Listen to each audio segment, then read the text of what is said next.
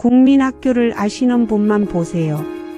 벌써 55년 전 국민학교 입학식 날 가슴엔 손수건을 달고 수시로 코를 닦곤 했죠. 그땐 왜 그렇게 콧물이 많았을까요? 날씨도 참 추웠고요. 앞으로 나란히도 참 많이 했어요.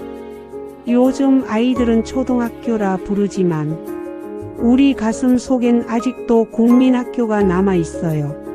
한 반에 50명, 많게는 60명 학생들. 삐걱대는 나무 책상, 검정 칠판, 분필 소리 등 아이들 웃음소리로 가득한 그 교실. 겨울이면 석탄 난로가 교실 한쪽에 있었고 그 위에 데워진 양은 도시락, 살짝 탄 밥 냄새마저도 그리워요. 그땐 토요일도 학교 가던 날이었죠. 오전 수업 마치고 친구들이랑 냇가에서 놀던 기억, 운동장은 흙먼지가 날리고 아침마다 운동장에선 노래소리에 맞춰 국민체조를 함께 했죠. 급식은 없었고 도시락을 싸왔고 선생님 말씀은 그 누구보다 무서웠죠. 가난했지만 따뜻했고 부족했지만 웃음 많았던 그 시절. 국민학교라는 이름 안에 우리 모두의 잊지 못할 시간이 남아 있어요.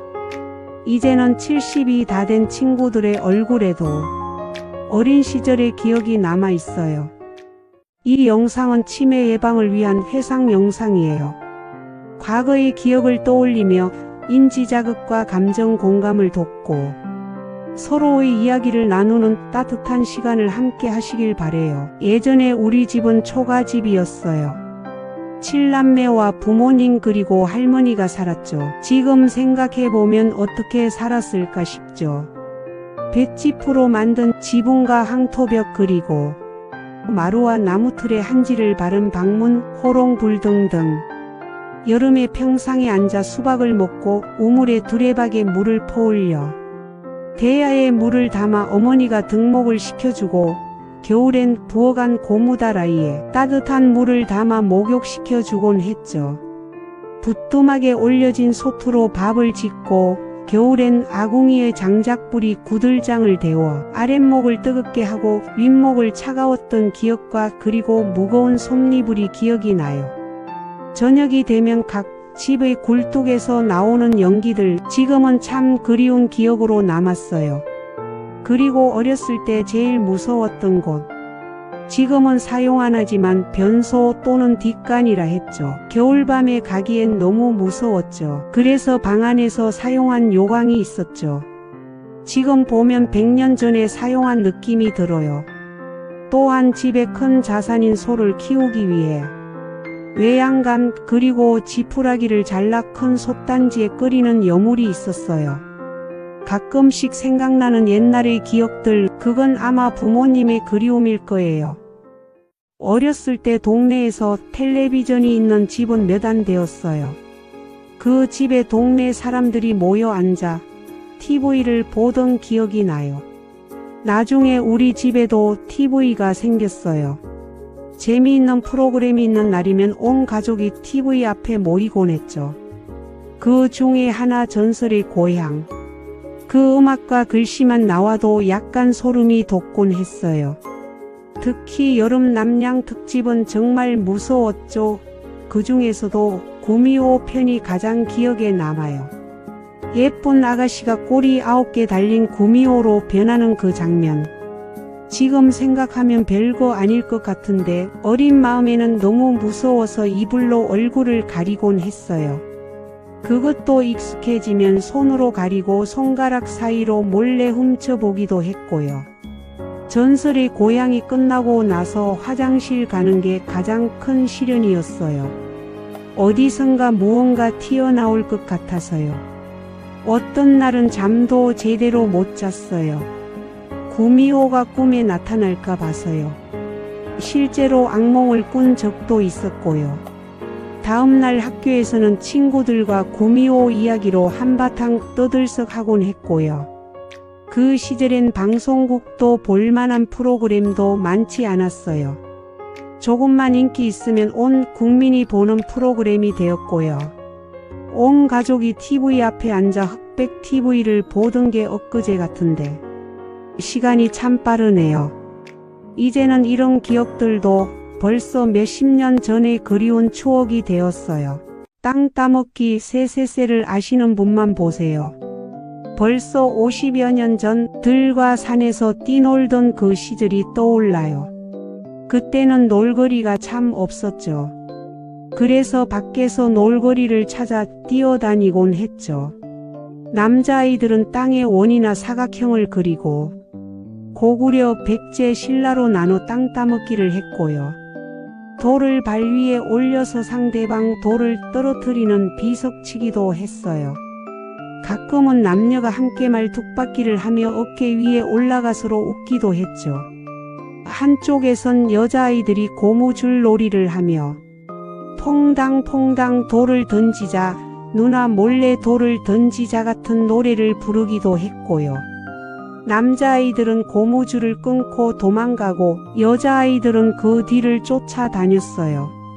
지금 생각해보면 참 열정을 다해 놀았던 것 같아요. 그런 마음으로 공부도 했더라면 아이들이 많을 땐 무궁화 꽃이 피었습니다를 하며 함께 놀았고 등에 동생을 업고 하는 누나도 있었어요. 세세세는 노래를 부르며 손뼉치기를 하는데 점점 속도를 올리다 보면 주변에서도 신기해하며 바라보곤 했죠. 푸른 하늘 은하수 하얀 쪽배에 개수나무 한 나무 토끼 한 마리 돛대도 아니 달고 삿대도 없이 가기도 잘도 간다 서쪽 나라로. 그 노랫소리가 아직도 귀에 맴도는 것 같아요. 구슬치기 공기놀이 오징어 게임 숨바꼭질 딱지치기 진돌이 등등. 지금처럼 풍요롭진 않았지만 웃음 많고 즐거웠던 시절. 이제는 노년이 된 우리 얼굴에도 그 시절의 추억은 여전히 남아있겠죠. 어렸을 땐 시골엔 병원이 없어서 많이 아팠을 땐 엄마랑 완행버스를 타고 도시에 있는 병원으로 가곤 했지요. 그때에는 비포장도로가 많아서 1시간 버스 타고 가는 게 멀미도 나고 어찌나 힘들었는지 기억이 나요. 도시에서 타본 시내버스. 그때는 사람들이 참 많았지요. 시골에도 도시에도.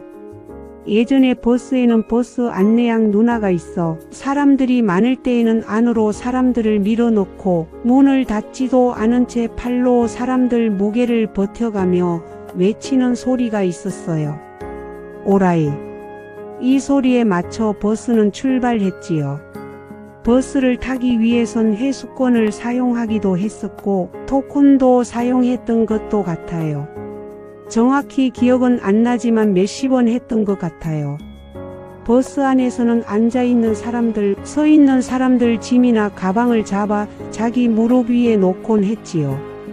또한 교복 입은 형, 누나들은 왜 그리도 어른스럽게 보였는지요. 버스 안내양 누나가 회수권이나 토큰을 거들어 지나가며 외치던 그 소리. 오라이. 가끔씩 버스 안내양 누나가 회수권이나 토큰을 거들어 다니고 오라이 소리치던 그때가 그리운 건 무엇일까요? 이 영상은 치매 예방을 위한 회상 영상이에요. 과거의 기억을 떠올리며 인지 자극과 감정 공감을 돕고 서로의 이야기를 나누는 따뜻한 시간을 함께 하시길 바래요. 예전 여름 장마가 끝나고 8월쯤이면 어김없이 찾아오던 전염병이 있었어요. 그땐 일본 내염, 콜레라 같은 질병이 유행해서 학교에서도 예방접종을 하곤 했어요. 그리고 마을마다 소독, 방역차가 다녔죠. 부웅 어느 날 마을 어귀에서 들려오는 익숙한 소리, 소독차가 온다. 한 아이가 소리치면 온 동네 아이들이 맨발로 뛰쳐나가 방역차를 쫓아다니곤 했어요. 하얀 연기를 뿜으며 달리는 소독 방역차 뒤를 우리는 두려움 없이 따라갔죠. 기침이 나고 눈이 매워도 괜찮았어요. 그 하얀 연기 속은 마치 마법처럼 신기했거든요. 누가 더 오래 연기 속에 버티나? 그건 게임이었고 놀이였고 여름의 의식 같은 거였어요. 야야야. 거기 들어가지 마라. 어른들 목소리가 들려와도 우리는 멈추지 않았죠. 소독 방역차가 멀어지고 나면 우린 땀과 연기에 흠뻑 젖은 채 웃으며 집으로 돌아왔어요. 그리고 밤이 되면 사각이나 육각의 모기장을 치고 방문을 활짝 열어둔 채 모기장 안에서 가족 모두가 함께 모여 잠들던 기억이 나요. 이제는 각 방마다 선풍기, 에어컨이 있고 여름밤도 시원하게 보내지만 그때의 여름은 참 특별했어요. 어릴 적 맨발로 뛰며 연기 속을 쫓아다니던 그 여름날. 그때는 몰랐어요. 그 시간이 이렇게 그리운 추억이 될 줄은요. 요즘 아이들은 상상도 못하겠죠. 소독 방역차 연기 속을 뛰며 웃던 우리들의 여름. 우리의 여름은 그렇게 흘러갔습니다. 하얀 연기 속을 달리던 아이들처럼요. 이 영상은 치매 예방을 위한 해상 영상이에요. 과거의 기억을 떠올리며 인지 자극과 감정 공감을 돕고 서로의 이야기를 나누는 따뜻한 시간을 함께 하시길 바래요.